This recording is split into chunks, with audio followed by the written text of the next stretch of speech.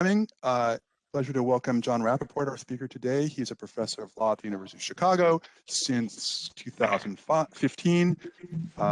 Before that, he clerked for Justice Ginsburg, and before that, he spent 2 years working as a public defender in the Federal Public Defender's Office in LA, which is especially important because John is one of the country's leading experts on the country's problems at the intersections of police misconduct and insurance. And his ideas about how we can consider using insurance as a way to govern the behavior of the police, especially in his widely influential 2017 Harvard Law Review article, really opened up a whole new set of policy tools and initiatives that have the potential to shape behavior in an important way. So that article obviously was written 3 years before the tragic death of George Floyd in May of last year, and of unfortunately a large number of other African-American men since then, and women too. And it really, it again opened up this window into how we can use the tools of insurance to tackle this problem, which I'm sure John would join me in saying is we all wish we're not such a serious problem, but we acknowledge that it is. So it's just oddly, prescient and incredibly even more important than it was then. And it's really a pleasure to welcome John here so we can learn from him about how we can use insurance to make some progress on these problems. I'll turn it over to him. And as we sort of discussed on camera just a moment ago, he's going to talk. We will then, when he's done, we'll open up the floor for questions, and you can use the raise hand feature to do that. Thank you, John. Welcome, and the floor is yours. Sure, great. Thanks for having me. It's nice to see the few of you whom I know, and a lot of names I know. I feel like a little bit of an outsider to this field, and I read up on a lot of insurance law in doing this work, but I don't attend a lot of insurance events or anything like that. So most of you I haven't met. Peter, you did not tell me that my torts professor was going to be here. This is very intimidating. I'm having flashbacks to 1L year. When Ken Abraham was my torts professor, and I was clueless. I was a math major, went into law school, didn't know what I was doing, and I learned a lot. I matured a lot that quarter, I think. So it's great to be here. So let me share some slides, and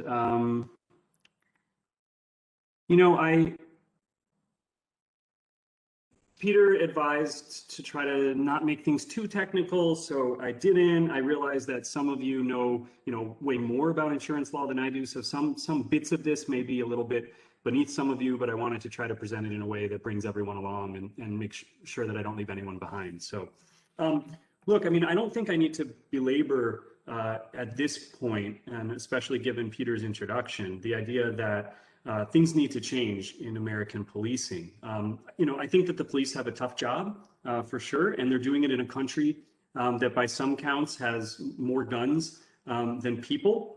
But if the past half a year or so has taught us anything, it's that a substantial swath of the American public finds the status quo to be intolerable, and in a democracy that should at least cause us concern. The problem, though, is that there's a virtual consensus in the academy, at least, that the police are terribly difficult, if not impossible, to change.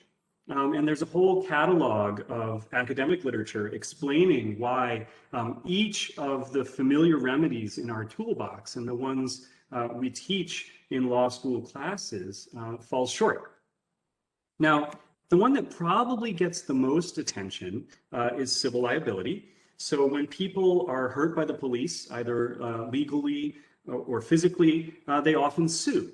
And the idea here is completely straightforward tort law deterrence, right? Make the city pay for police misconduct and you'll see less of it, right? But the mechanism here is pretty poorly defined, right? In the case of a private party defendant, obviously the mechanism is pretty straightforward. I don't want to pay civil damages from my pocket, so I'll act more carefully to avoid paying them.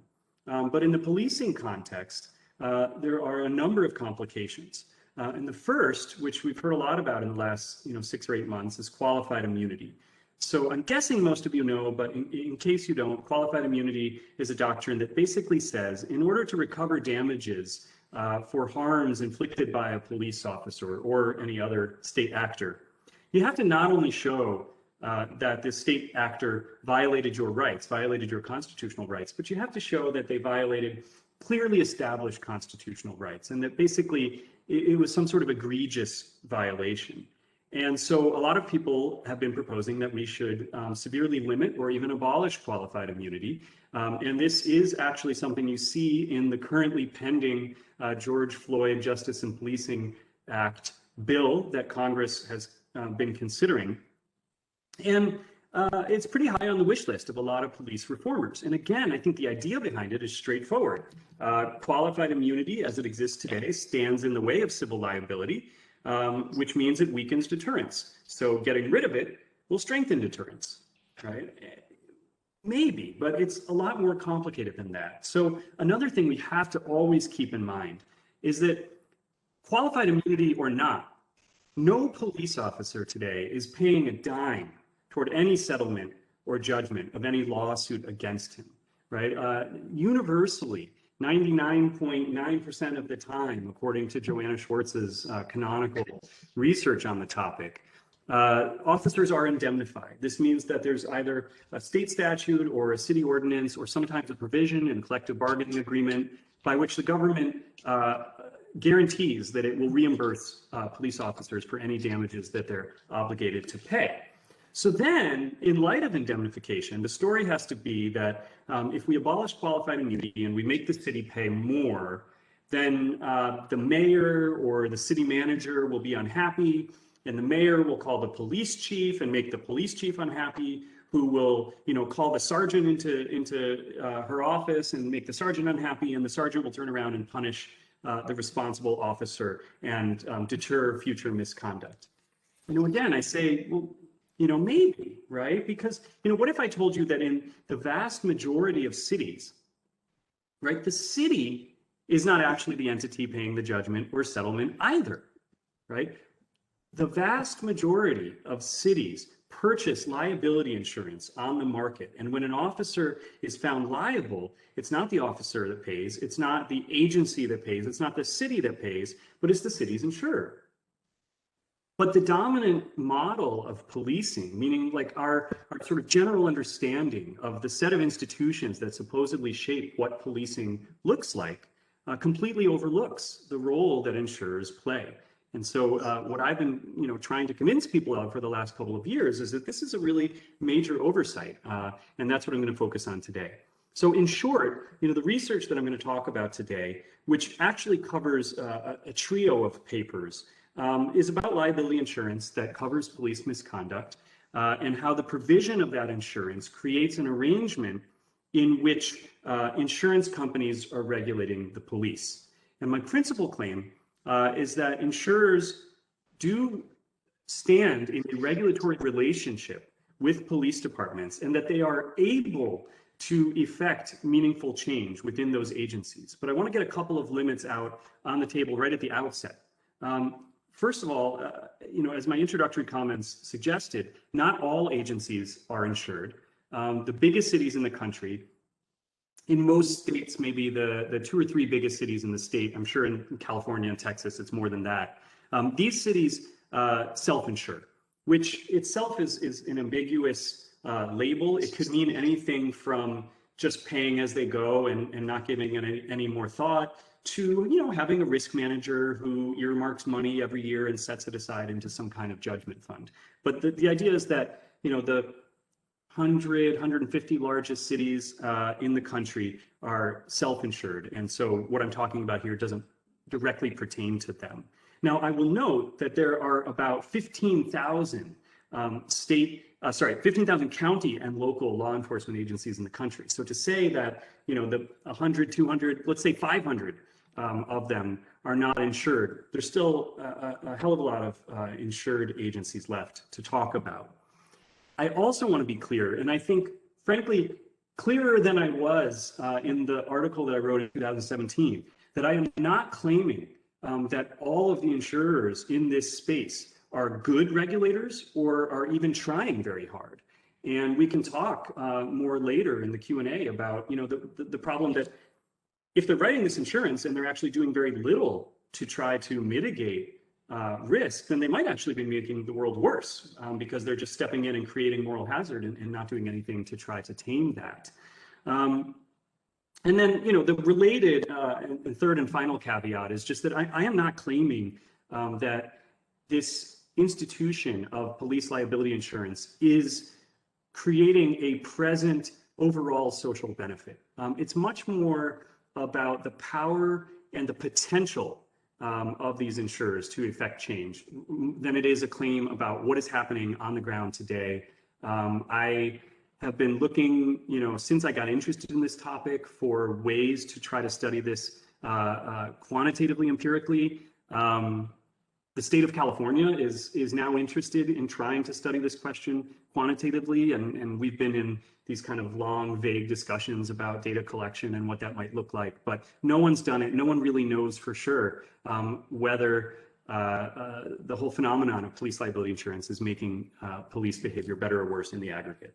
But what I still maintain, in light of the deficiencies of the exclusionary rule and criminal prosecutions and pattern or practice prosecutions by the DOJ and all of the other tools in our toolkit, if insurers can make reform happen, then I think that alone is significant. Okay, so how does it all work? Well, basically, insurers write these really broad liability policies that cover almost all police activity. And you can see things advertised right here that you often wouldn't see in other insurance contexts, right? We're highlighting that we cover intentional acts, assault and battery, violation of civil rights. Here's another one, enhancements for civil rights violations and discrimination. Here's some language from an actual policy document where they define personal injury to include assault and battery, discrimination, false arrest, violation of civil rights, and so on. Now, most people, especially I think people who are not in the insurance universe, they see this kind of language and they have this immediate intuition that there's going to be a moral hazard problem. Whether or not they know that term and call it that, they think, well, this has got to lead to more misconduct because, you make these cities feel like they're covered when they engage in these bad acts and they're going to do more of it, right? And of course, moral hazard is very real. It's a very serious concern. But in terms of the effects of liability insurance, as people in this room, I think, know, it's just the beginning, right? Because when an insurer assumes the risk of liability, it also develops some financial incentives to reduce that risk through what they call risk management or loss prevention. This is why a property insurer will offer incentives to homeowners that install sprinklers or a security system or things like that. It's good for the bottom line, right? And so in this context, what that means is that carriers that are writing police liability insurance can, in some circumstances, actually profit from reducing police misconduct. And so I think the bottom line to keep in mind here is that, whether liability insurance in this area is socially beneficial depends very roughly speaking on the trade-off between the risk-enhancing effects of moral hazard and the risk-reducing effects of whatever loss prevention the insurers are doing to regulate the insured departments. And so I want to spend the bulk of my time showing you what that loss prevention looks like. But I don't mean by doing so to ignore the serious problem of moral hazard. So when I talk about loss prevention in this area, I'm talking about at least 6 categories of insurance activity. The first is policy guidance. So suppose you run a jail, you run a police station with a holding cell, and you want to know how to instruct your officers to perform strip searches of detainees without violating the Constitution. Well, it turns out that Travelers Insurance can give you advice on that. And they can help you promulgate or update your strip search policy. Munich Re, which is one of the largest insurers in the world, has material on this too. And sometimes this policy guidance gets to be very hands-on. And in some cases, insurers are actually working closely with police departments to promulgate and update departmental policies. Now, depending on the degree of expertise that the insurer has in-house, they may bring in outside consultants like this guy. They always have the greatest 1980s websites But they're usually retired cops, sometimes even retired police chiefs, and they will sort of act as the liaison between the actuaries in the insurance company and the police officers on the streets. Or sometimes insurers will even subsidize a turnkey policy writing and updating service like this one, Lexipol. Joanna Schwartz and Ingrid Agley at UCLA have written a great in-depth article all about Lexipol, and there are some reasons to be concerned about the influence of Lexipol. But nevertheless, Lexipol comes in and it does make sure that your policies are legally compliant. It does keep you updated and keep your policies updated. For a lot of these little departments, 50% of all law enforcement agencies in the entire country have 10 or fewer officers. They don't have big legal departments. They don't have risk management agents working in the police department. And so having a company that can monitor not only US Supreme Court precedent, but your state Supreme Court and the relevant circuit court, and make sure that your policies are reflecting the state of the art when it comes to Fourth Amendment law, Eighth Amendment law, and so on, could be valuable.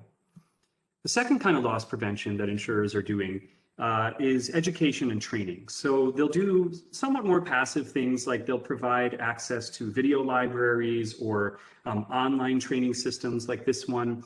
Some of them do classroom instruction. So I remember talking to an insurer from the West Coast, and the loss prevention manager said that, well, every summer I go on a tour basically, and I visit all the counties and I do classroom instruction, and I make sure that they know about the most recent Fourth Amendment decisions that affect, when they can use force or when they can engage in a car chase or things like this. These insurance companies will often subsidize otherwise cost prohibitive training equipment like virtual reality simulators. This one happens to be of a bike. There's a similar one for squad cars. And then there are virtual reality simulators for use of force, like this one, or there's these 360 versions. Now, there's only a little bit of academic research about this generation of training modules. This is not just target practice here, like the old computer trainers. I've actually seen these in action, and the way it's supposed to work is that the officer, or in this case, officers, are put in some difficult situation, a hostage, domestic violence call, a school shooter, and they're basically supposed to interact with the training module and try to resolve the situation without firing their weapon. Although it also does have the ability to detect, whether their shots are accurate if they end up firing any. As I started to say, there's a little bit of academic research on this that's promising. There's a government paper out of Canada, I think, finds that training on these simulators tends to decrease the number of unjustified shootings. But I will say that it's preliminary, and I think a lot more research needs to be done.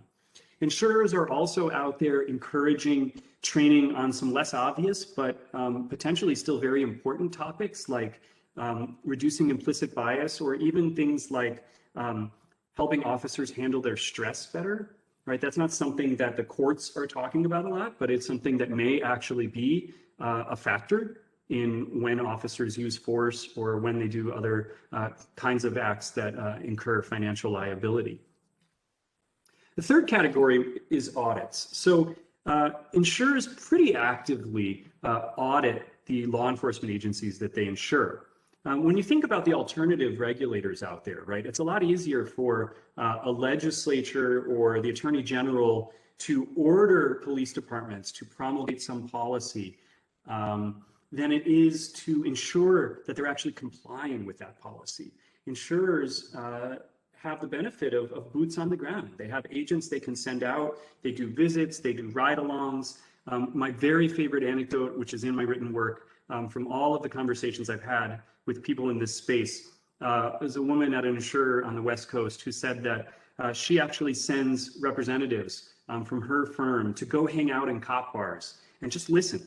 Just go have a couple beers and listen to what they're talking about and see whether you hear anything concerning, right? I thought this was such a cool story. This was kind of the image I got in my mind. Over time, I've sort of revised the image to something more like this, or I think my favorite for capturing the idea is this one. where I think we all know who the insurance representative is in this picture.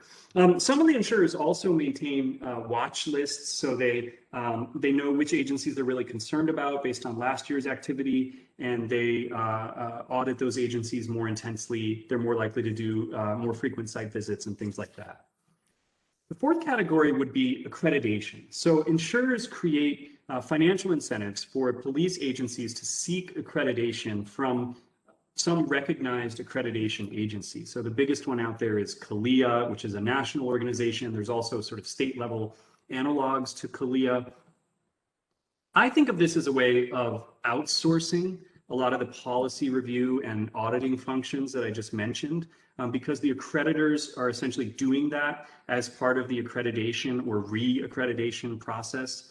So this is just, for example, a very tiny snippet of CALIA's standards for law enforcement agencies that it's going to certify, and all the different areas that they go through, and they look at your policy, they make sure that your policy is CALIA compliant. And again, I mean, the whole manual is actually quite long. This is just a tiny, tiny little snippet.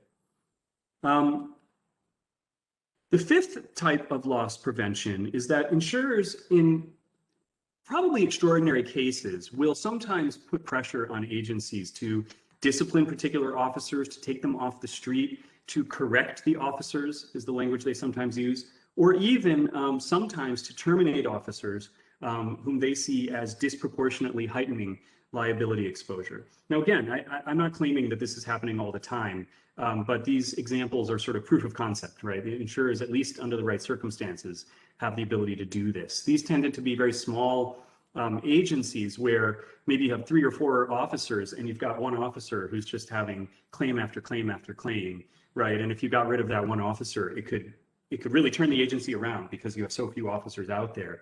And that's where I think the insurers, after a long enough time seeing the aggravated claims history, will step in and sometimes put pressure on the agencies.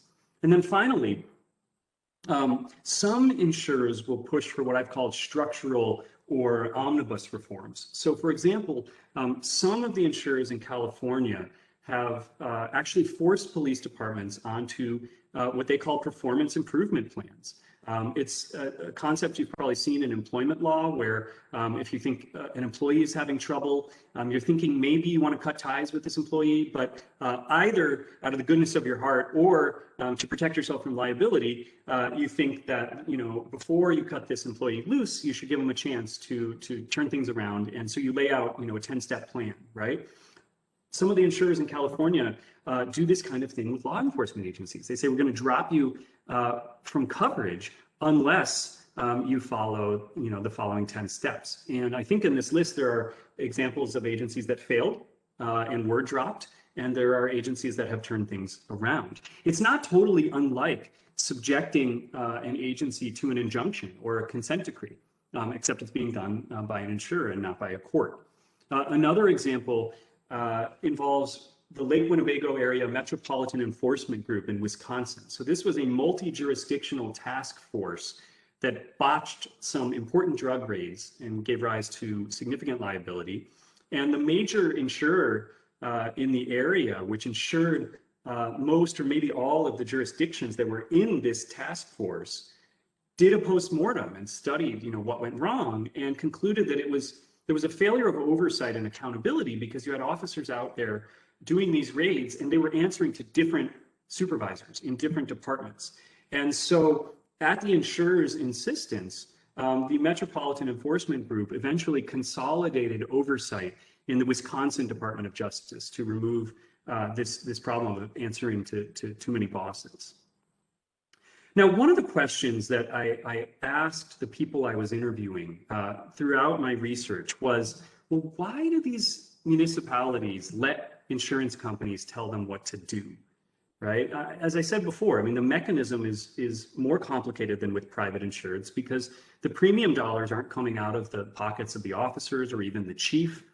But it turns out that, the basic principle seems to be the same, that insurers at the end of the day control the availability and the pricing of coverage, and that this can be a big ticket item, especially for smaller cities, and that municipalities do seem to care about that. So when you apply for one of these policies, they'll ask you to do things like attach copies of all your policies on, they call them sometimes high impact policies, right? Deadly force, tasers, police chases, things like this. And if they don't like what they see there, they'll either ask you to update it before writing coverage, or they might, in some extraordinary cases, change the pricing, or they might give you advice, share a model policy, get permission to share another insured's policy, things like this. In addition to some of the examples that I've already showed you, there's one other piece of evidence that agencies have strong incentives to listen to what the insurers say, which is that the consequence of prolonged resistance to the insurer's guidance can be the termination of coverage. And the consequence of that can be really game-changing. So there are numerous examples out there of municipalities that shut down their law enforcement agencies entirely rather than running them uninsured. Now, the core of my research and what I've described to you so far has been empirical, qualitative empirical, and descriptive. I also think for people with a little bit of a theory bent, it raises some interesting theoretical points.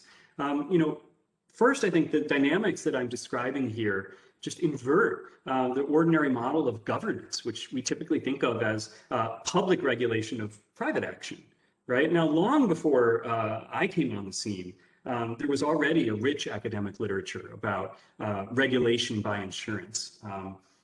How, for example, environmental insurers were enforcing environmental regulations through their contractual relationships with policyholders. But here we see how the phenomenon of regulation by insurance extends as well to public insurers. And private insurers are regulating those public insureds according to constitutional law and not just statute or regulation. And then second, and I think following from the first, in the course of regulating, insurers are not only enforcing the Constitution, but they're actually constructing its meaning.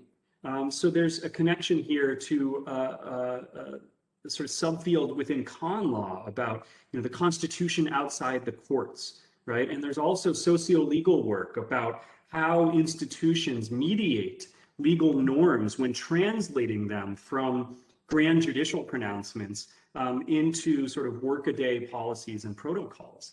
And one thing that I think is quite salient in this context is that in the hands of these insurers, liability for police misconduct, which is such a hot issue, right, on the streets, in the newspapers, in my Twitter feed, right, in the hands of these insurers, it just becomes loss, right? This is loss to the police agency, and loss must be controlled. And what I argue in some of my written work, and I would say tentatively, is that it may well be that by sort of denaturing the law in this way and actually stripping away some of the moral valence of what loss really means, insurers may actually advance the law's aims, right? Because fundamentally, I think the idea is that a lot of cities and a lot of police departments are going to be less resistant to guidance and pressure that is marketed to them in this way than anything that suggests that they're really bad guys out there doing bad things, because then, from their perspective, they're the good guys out there risking their lives for us.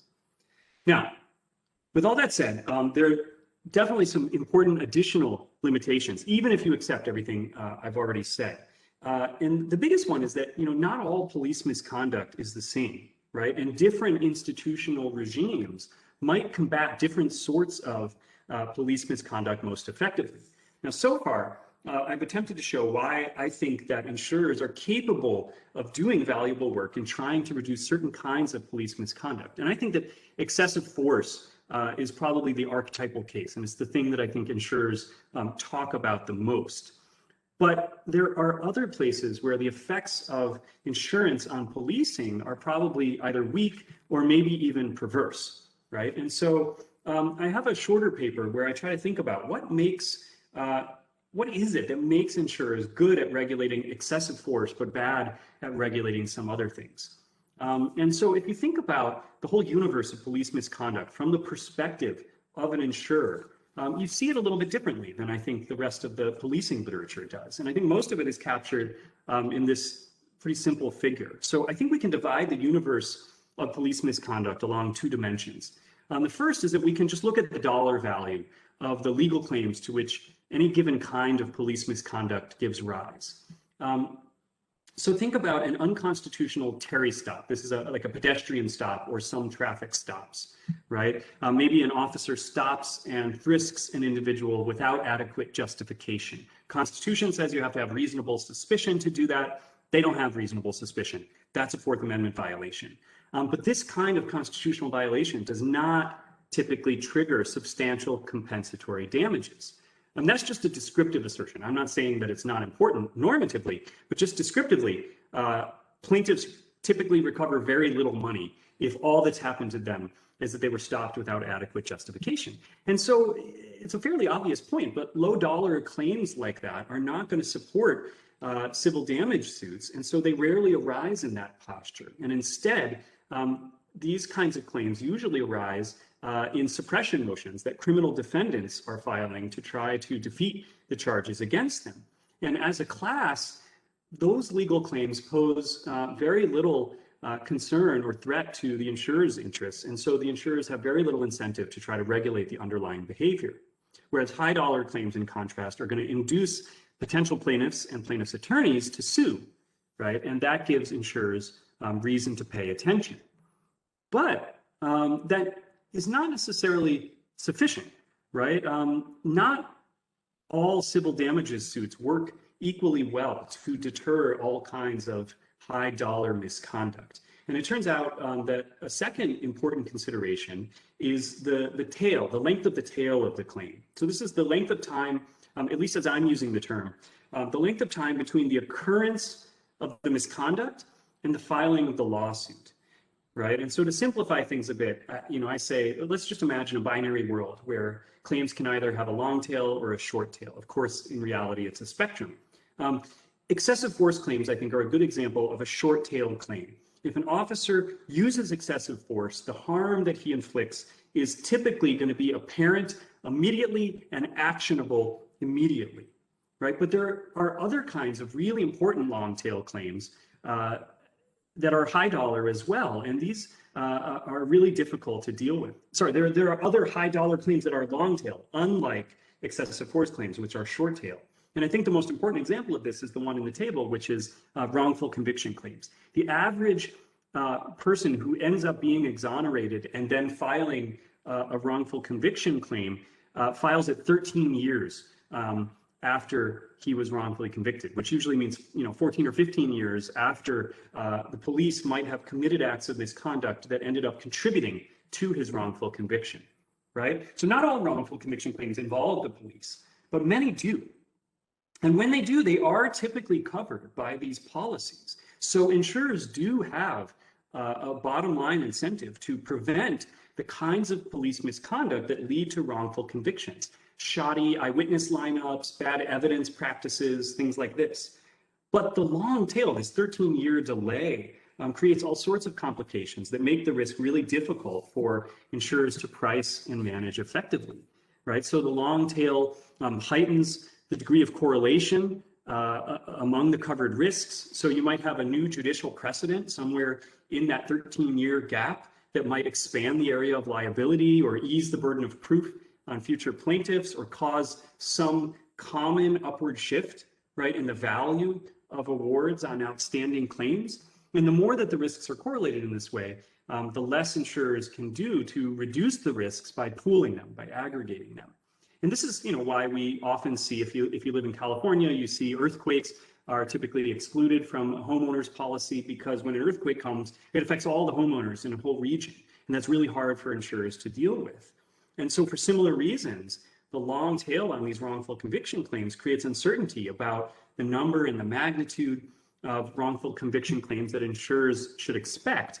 And so they can't price coverage very accurately, and that in turn hamstrings their loss prevention capabilities. So, to recap, insurers, even if you believe the sort of optimistic version of the story that I told in the first 20 minutes or so, they're not a panacea. They do a much better job regulating some kinds of police activities than others. And the broader implication here, I think, for police reformers is that we need multiple institutions involved in regulating the police, because each institution is going to have its own unique incentives and its own unique capabilities. Okay, last part of my opening remarks before Q&A. So an unexpected but exciting part of this research for me, and the folks at UConn have seen this already, is that after I published the first paper that I wrote, which was wholly qualitative, an insurer actually reached out to me and offered to share its police liability claims data. And this is an insurer that provides police liability insurance to 350 law enforcement agencies in a mid-sized state. I'm not allowed to say which one. And there are a couple of things that make this data set really exciting from the perspective of a policing researcher. The first is that it covers 350 agencies, right? As I said earlier, law enforcement in the United States is incredibly decentralized. There's over 15,000 county and local agencies, and each one keeps its own data in its own format, and it's a huge mess. This makes it exceedingly difficult to aggregate data from multiple agencies or to compare agencies to each other. But here we have one data set kept by one entity that covers hundreds of law enforcement agencies. The second exciting thing about the data is that it goes back 23 years. And this too is pretty unusual as far as policing data goes. And what's more, there haven't been any really significant changes in the way that the data has been captured over that 23-year period of time. And then the third exciting attribute is that these data are rawer in a sense than much of the data that policing researchers use to study police behavior and liability. So lawsuit data, for example, is a small and biased subset of insurance claims data, because not all insurance claims lead to lawsuits, right? In our data set, 70% of insurance claims are resolved without a lawsuit ever being filed. Now, we're not claiming that we're capturing the whole universe of police misconduct. We're just saying we're capturing a lot more than you're going to capture if you use litigation data, which a lot of people do, or payout data, right? You're not going to see a lot of our claims in a litigation or payout data set. So when I got this data, I teamed up with an economist named Orly Oos to think about what we could do with this data. And we realized that the characteristics of the data that I just described would allow us to make some progress on a question that we've been wondering about for a long time, but that other data struggle to answer. We knew, as all of you do now, that policing and police misconduct had become increasingly contentious. A lot of people think it was the summer of 2020, but of course the summer of 2015 is when Michael Brown was killed, and things really changed.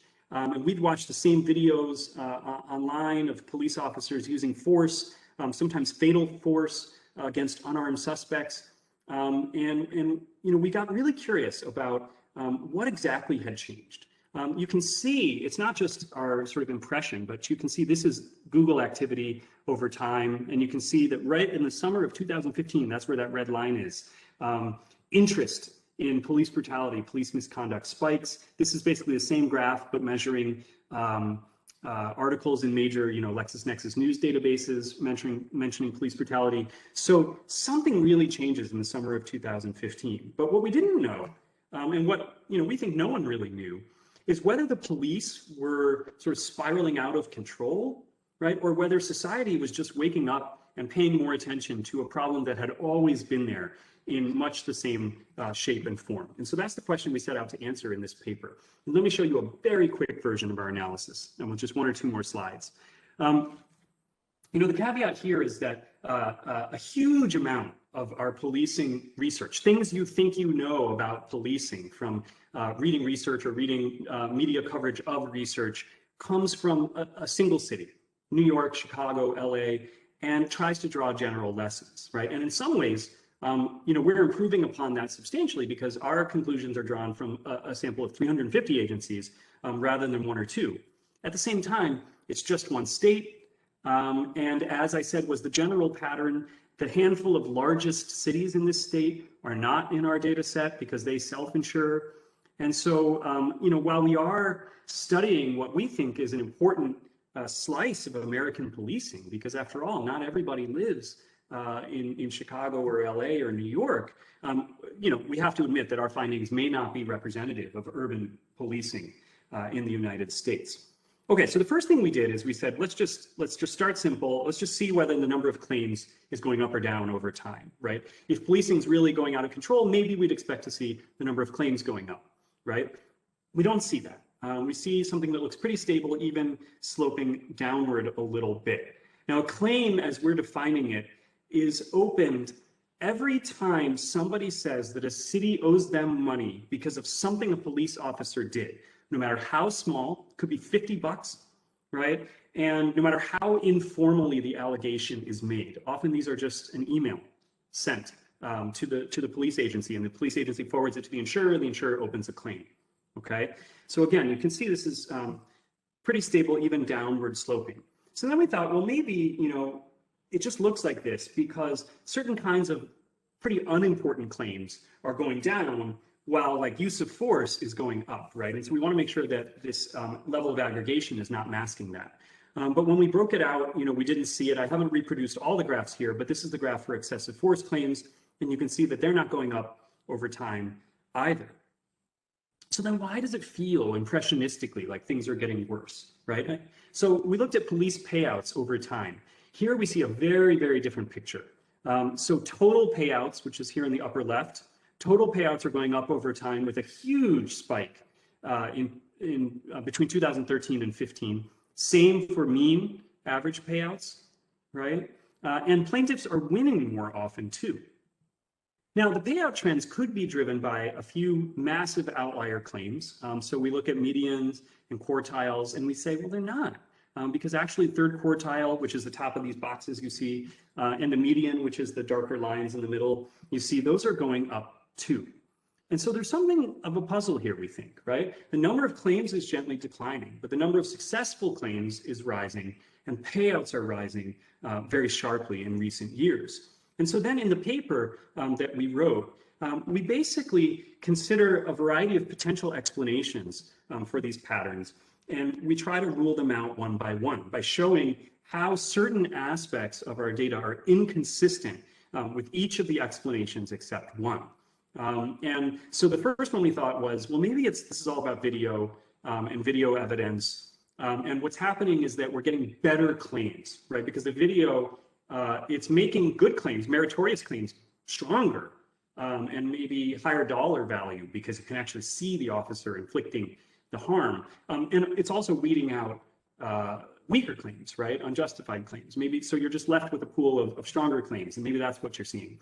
Turns out the timing doesn't really work for this, and that the agencies in our pool, very, very few of them had cameras in any pervasive sense before the end of our sample period, actually. It's mostly that cameras started in the big cities. We also thought maybe qualified immunity. There's a sense that qualified immunity is getting harder and harder to satisfy, and so maybe it too could be squeezing out the weaker claims and leaving us with a pool of, on average, stronger claims, and that might be what we're seeing. But for reasons that we go into in the paper, we don't think that's what's happening. It could be that, we're seeing a falling number of claims, basically because crime is falling. Crime has been falling since around 1992 in most places in the United States. Whatever is happening with homicides in the last year or two, that's not in our sample period, right? So maybe crime is falling, so you're having sort of a smaller number of interactions, but at the same time, relationships between the police and communities are deteriorating, the police are becoming over militarized, and so maybe that's what we're seeing. And we show in the paper various ways in which that explanation too is inconsistent with things we see in the data. We don't see the number of fatalities going up. We don't see the number of gunshots going up insofar as we can tell. And so we just don't think this is what's happening here. And what we really think, the explanation that is most consistent with the totality of our data is that, at least in the 350 agencies that we're looking at, policing has not been getting worse over time, and that instead, public attitudes toward harmful policing have been changing, and people have become more sensitized to police wrongdoing, especially after the summer of 2015. So let me end the whole talk with just two disclaimers. The message here of this paper is not that policing is just, self-improving, like everyone relax and just give it time and the incidence of harm will inevitably trend towards zero. That's not at all what we're saying. I mean, indeed, this, decline in claims that you see here may well be resulting from policy efforts on all sides of the issue, which may or may not include the loss prevention efforts of the insurer that was writing this coverage. And I think that falling crime rates and falling arrest rates probably contributed to the downward pattern in claims as well. And then I also don't mean to suggest that, just because claims seem to be declining over time and excessive force claims are declining over time, that they're low enough, right? It could well be that we live in a world where they're declining, but they're still much higher than socially optimal. That seems to be what a lot of people believe, and it seems like a reasonable position to me. So even if you believe us that we're actually seeing progress in the data, we don't need to say that counsels in favor of complacency. So I will stop there. I talked for a long time. Let me unshare, and I would be happy to field anyone's comments or questions. Great. Thank you so much, John. That was just a masterful summary of, 4 or 5 papers and 3 or 4 years of work, and fascinating and incredibly, just question opening and all that. So we'll take, John, you can just be in charge of the, can you see how this is? Yeah. So okay, you're in charge. Danny Schwartz can I just say, I have to apologize in advance. Somehow it happened that there's another Insurance Law Center event that I have to go to at 5 o'clock, so I'm just going to abruptly disappear at that point. But sure. If you want to stick around, you're more than welcome to. And thank you so much for that. That was just that was really fantastic. Yeah, thanks for having me, Danny. Hi, how you doing, Joe? Good. So I enjoyed the presentation a lot, and I also really enjoyed it. Okay, so here's my question. It was prompted a little bit by some conversation in the chat. But, one of the big questions I think your research raises is, what can we do in terms of regulating insurers to get them to better regulate police, right? So it's sort of like this dance. And are there ways of essentially leveraging the capacity of insurers to regulate the police better? And one thing that sort of thought process prompted in me is, as you were talking about the short tail versus long tail, is that one of the reasons why insurers might not be very focused on long tail harms is because apparently, as I learned in the chat, they're mostly issuing claims made policies. They're not issuing occurrence policies. And so I wonder whether if you had insurers that were issuing occurrence policies, where if there's an occurrence now that's going to result in a significant payment 10 or 15 years down the road, they might be more focused on actual misconduct that has a long tail in terms of actual producing liability. Because part of the problem might not be it's unpredictable. It might be we might not be insuring you when this lawsuit comes about. And so I wonder whether that's a potential lever that could be used, whether we might, for instance, we could require police departments to get occurrence-based policies as opposed to claims-based policies, or we could create some regulatory pressures for insurers to offer occurrence-based as opposed to claims-based policies. So I was just hoping you could speak to that as a potential lever. Yeah, thanks so much. I like the new hairstyle.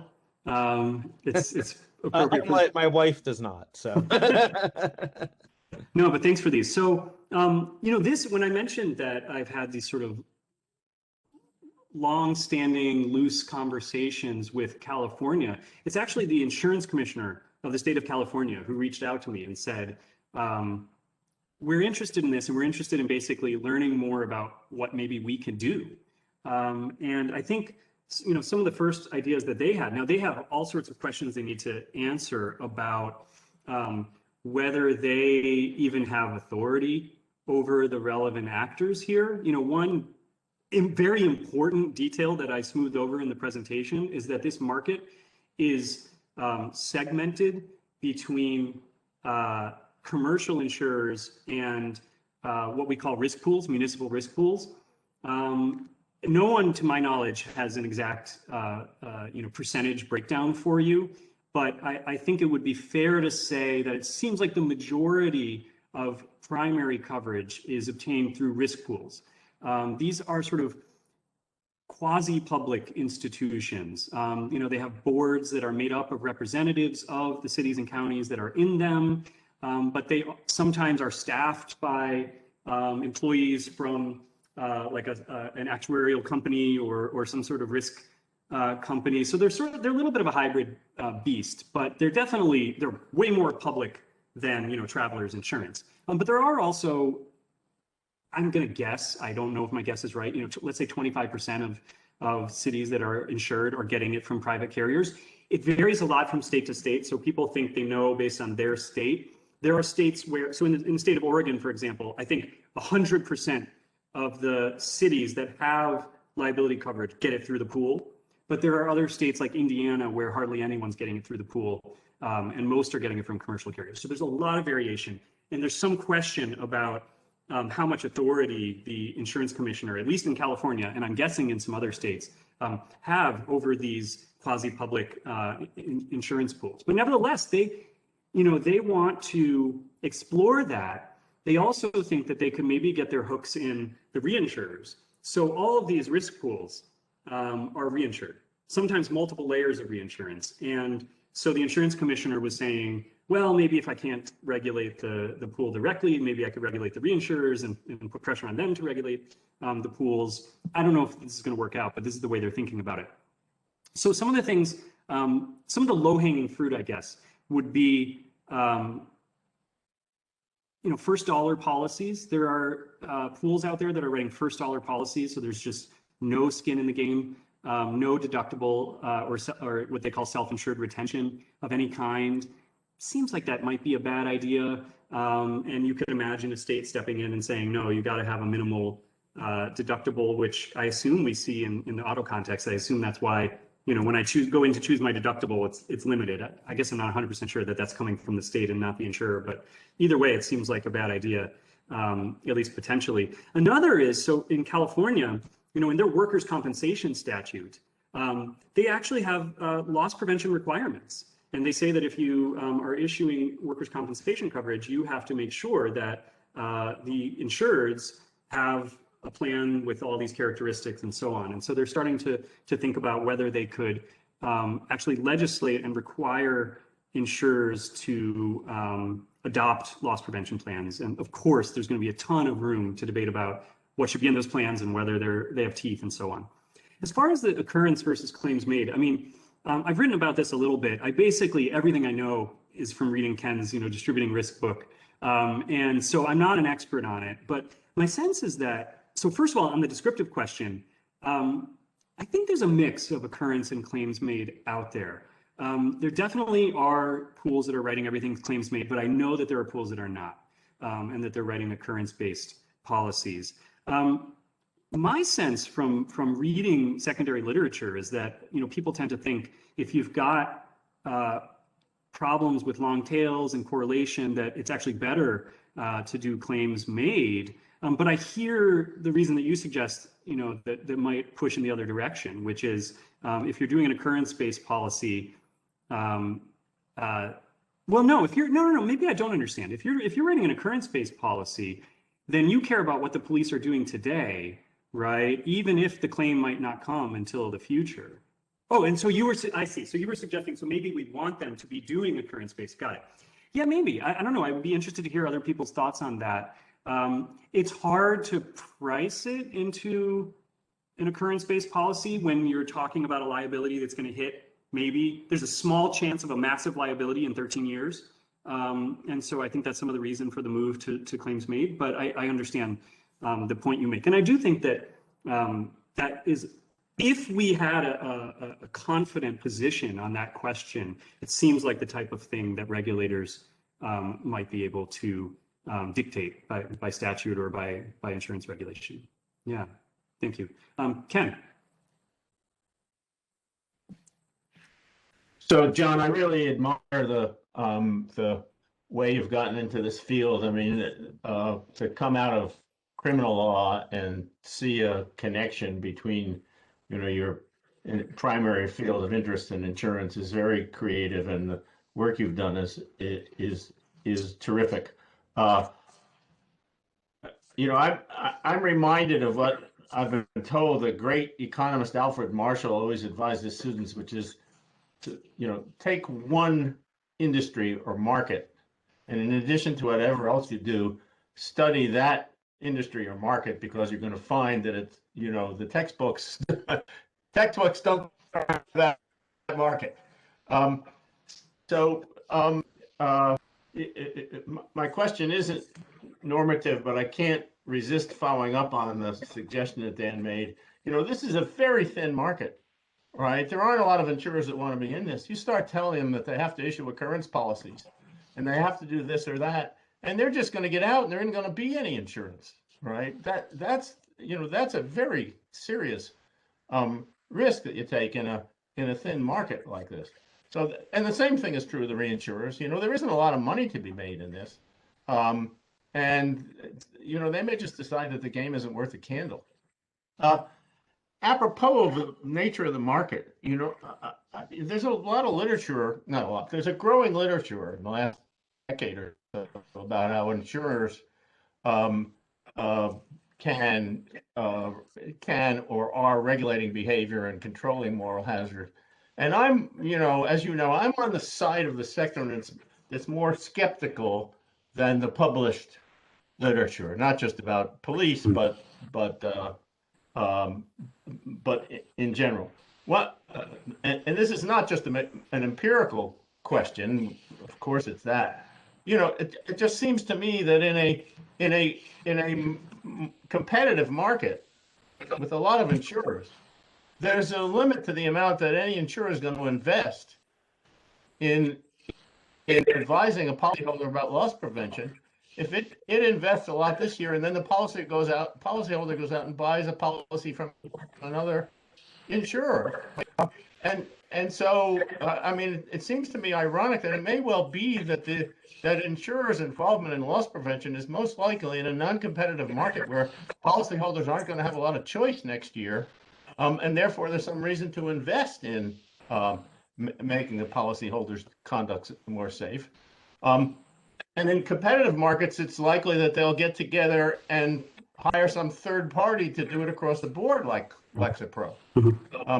So there's that point. It may be that you invest a lot in some generic pieces of writing about policy that you give to your policyholders, but that there isn't as much of a payoff of going in and actually auditing a particular department and figuring out how to make them better if next year they might buy a policy from somebody else.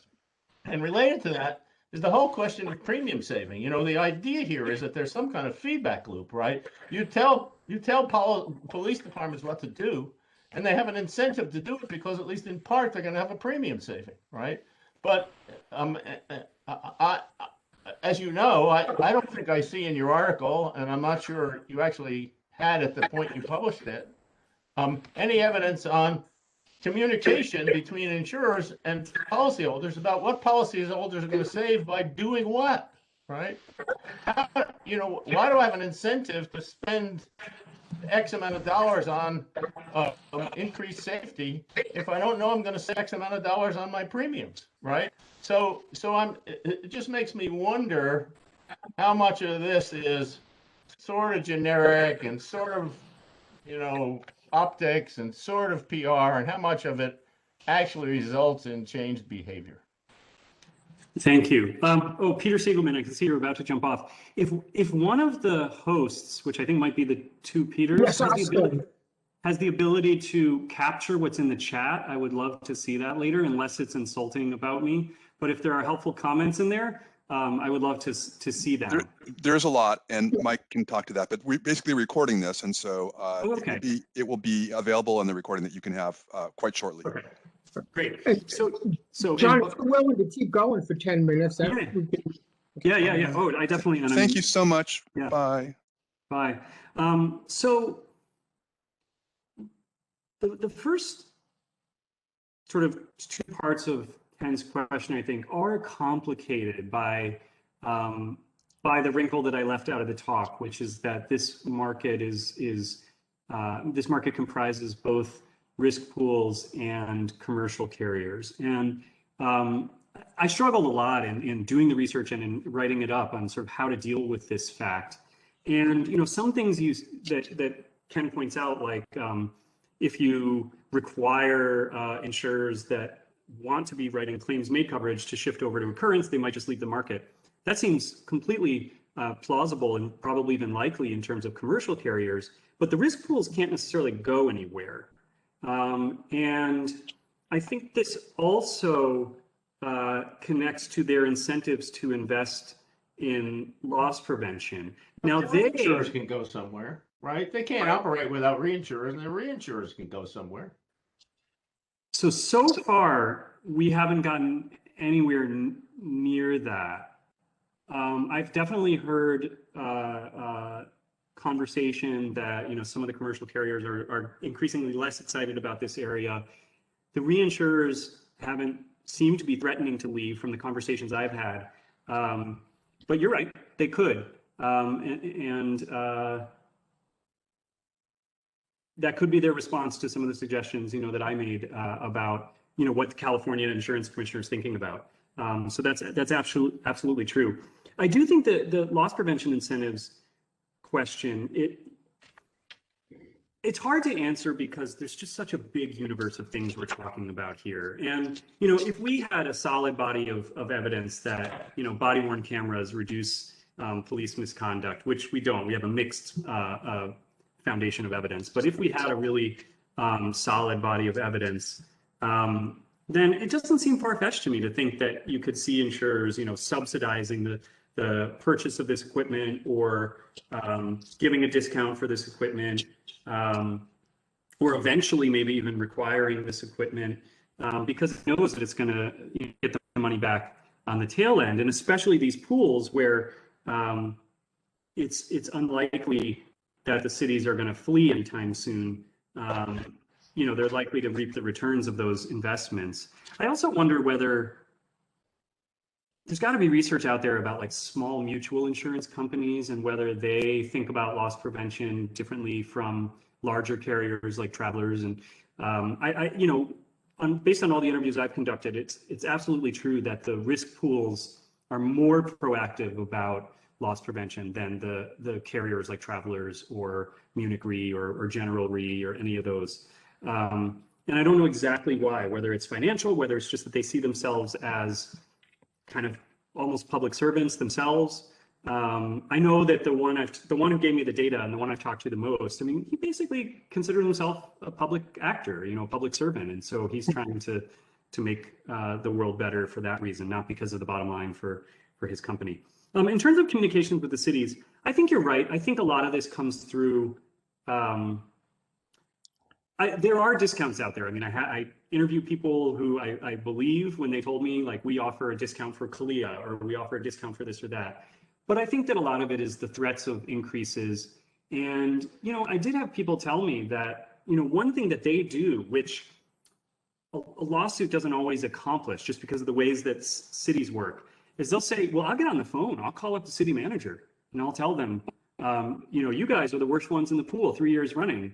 We're going to jack up your premiums. We should have a meeting about this. You should let us come in and take a look and this kind of thing. So it's a little bit hard to document some of this. I may be making it seem like there's more of this going on than there really is. I can't say for sure.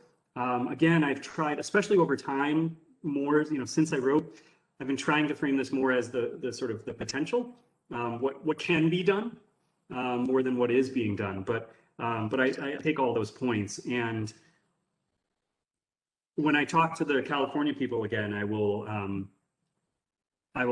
bring up with them, the concern about if you're too hard on the commercial carriers, including the reinsurers, that you might drive them out. I think that's something we need to think about more. Michael. John, one of our students has a question I'll go to now, if we could. Okay. Asif? I'm not one of your students, but I'll still ask. Oh, right, I'm sorry.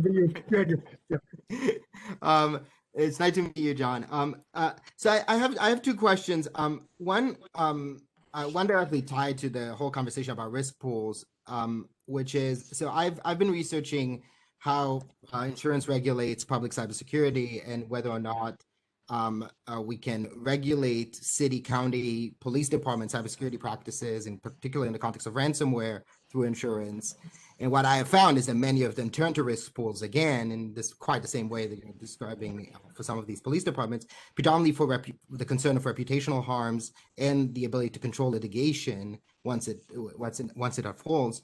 And the concern that I've witnessed is that risk pools, even more than private insurers, just don't have the expertise necessary to actually do some of the regulation you're describing.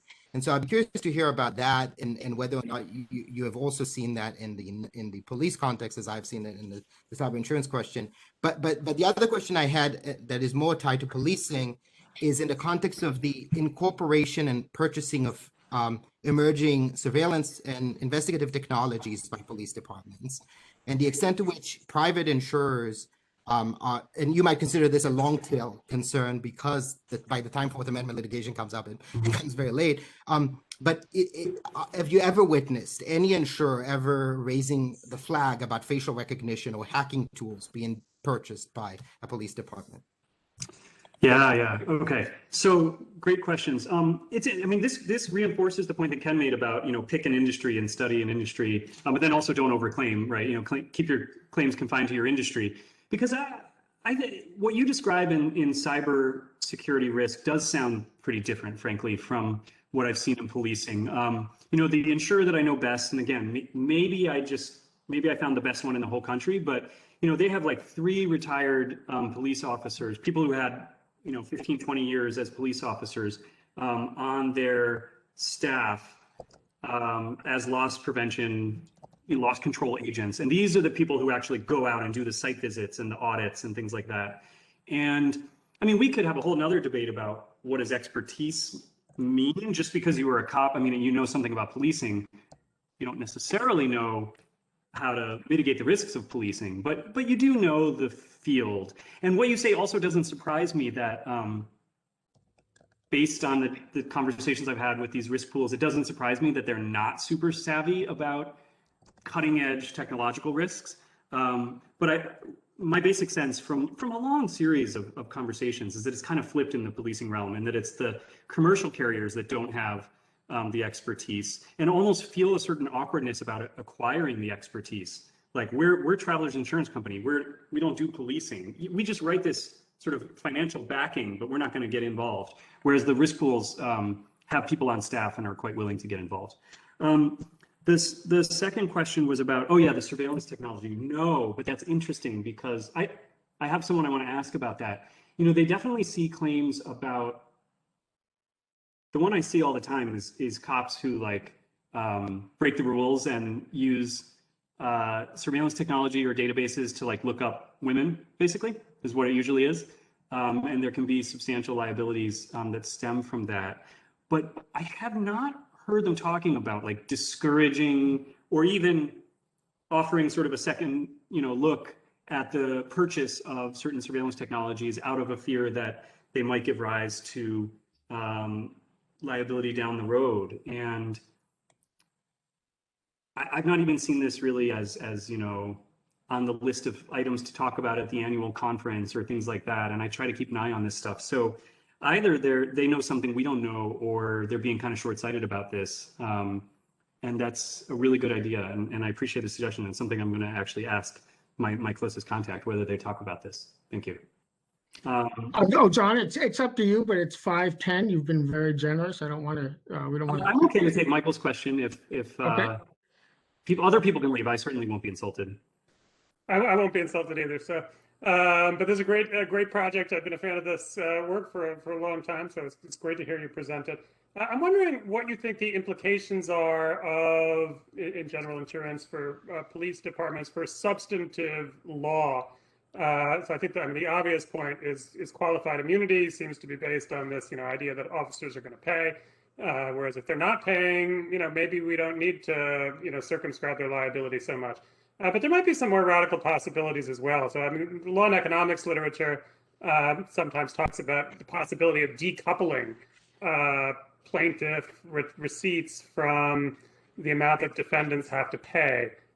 for example, because on the one hand, we want to induce lawsuits, but on the other hand, maybe we discourage activities too much or something like that. And so, for example, you could imagine that we greatly increase damages, but then redistribute most of the damages to other insurers, right? So it's almost like a competition among insurers. The insurers whose police departments do best receive money from the other insurers. I mean, there's a lot of people talk about these things in literature. We don't really see them very much in practice. But I wonder more, as a general point, to what extent do you think that once we appreciate that it's insurance companies that are paying, that we ought to kind of reform substantive law? Yeah, so I have like a 2-paragraph section in my paper from a couple of years ago about this, because I make the reference to Mark Galanter and the idea of sort of playing for rules, right? And you'd think, I mean, cities already have incentives to play for rules rather than to play for wins in particular cases, but insurers might even have stronger overarching incentives. And I did actually spend a day a couple of years ago. I got really, really curious about whether insurance companies or firms associated with insurance companies were filing amicus briefs in qualified immunity litigation. I think that their principal interest in qualified immunity might not be so much the way that qualified immunity reduces liability, but in the way in which qualified immunity acts as a non-retroactivity principle. So that's the whole idea of, right? You only have to pay out if the right was already clearly established. And when you have that rule, okay, so a new decision comes down, it establishes law, and you know that from this point forward, exposure has grown a little bit, right? And so now we can raise the premiums a little bit and we can price that in, right? But when you get rid of qualified immunity, now you have police officers who hurt somebody yesterday, and we weren't really sure if it was illegal or not. And 2 years from now, a court decides it was, and that's very difficult for insurers. So I would think that insurers would be strongly supportive of qualified immunity for that reason. I have not found direct evidence of their participation, in the major litigation about this, but, my methods are crude. I'm just looking at, who's on the briefs and things like that, and maybe they're pulling the strings behind there. I know that the people I've talked to about like current police reform bills that are pending, I mean, the insurers are quite interested in them, but most of their questions are about whether things are going to be manageable, predictable, doable, overly burdensome, trackable, things like this, than about sort of what it's going to do to the total level of liability. I know another idea that's floating out there among activists is the idea of requiring individual police officers to buy officer level policies like med mal insurance. And most of the people in the insurance world that I talk to hate that idea. And they say it's fine in theory, but it would just never work. And it's going to be way too hard to price this because every officer is out there walking a different beat, right? Some officer is in the roughest neighborhood in the south side of Chicago, and another one is in, I don't know, is Bridgeport a nice town? I don't know. And so does the guy in Chicago have to pay more because he's at higher risk? And how do we normalize all this? And it's not that it's insurmountable, but they think this is a really terrible idea, and they're subtly pushing against it. I've never, I've heard some of the decoupling ideas that you're talking about, and they've never come up in conversation. But I think the point more generally, yeah, I think they're there. They testify, by the way. They testify in state legislation, or they send letters, to be put in the legislative record to try to push the legislation in one direction or another. But they're also very aware of appearances, and so they're trying to maybe prune what they see as the most threatening parts without being seen as too regressive, because they're sort of political animals as well. All right, again, anyone who wants to leave should feel free, but I'm happy to take Joshua's question. Thank you very much. I'm going to have to sign off, but that should not end the conversation. Okay. I think it'll still go on, but thank you very, very much for this. Yeah, this thank you. Fascinating. Thank you. Hi, John. Hey, thanks. I really enjoyed your presentation on this discussion. So my question is about the loss mitigation or risk mitigation activities. So some of the evidence you presented suggests that it wasn't that police misconduct has been changing or rising, that it's been the sensitivity of victims and juries to that's causing bigger recoveries, maybe more lawsuits and bigger recoveries, right? So are you aware of any? So if it's one thing to try to change the behavior of officers, but another way to mitigate the risk would be to desensitize the public.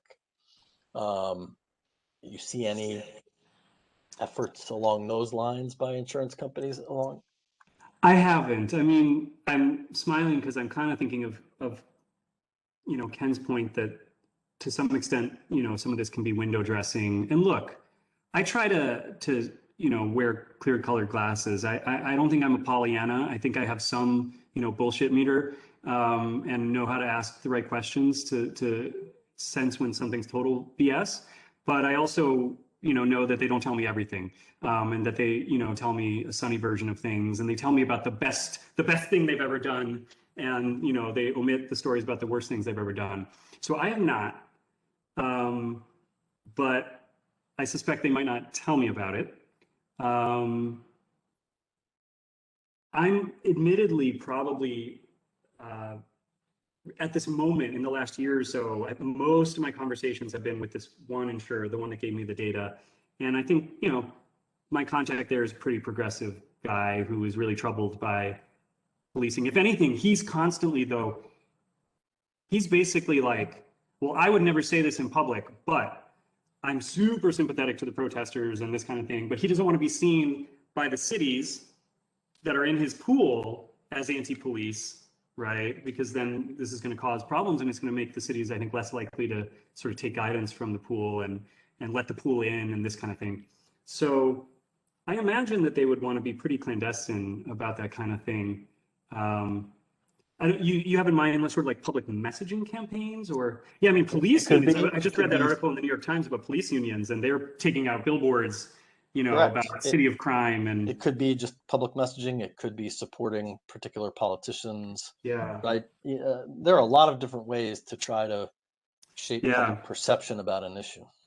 That's a good idea to think about. I don't know a lot about, tax law and the different status of these different organizations and who can donate and who can't, but the commercial carriers at least must be able to have PACs, and they must give.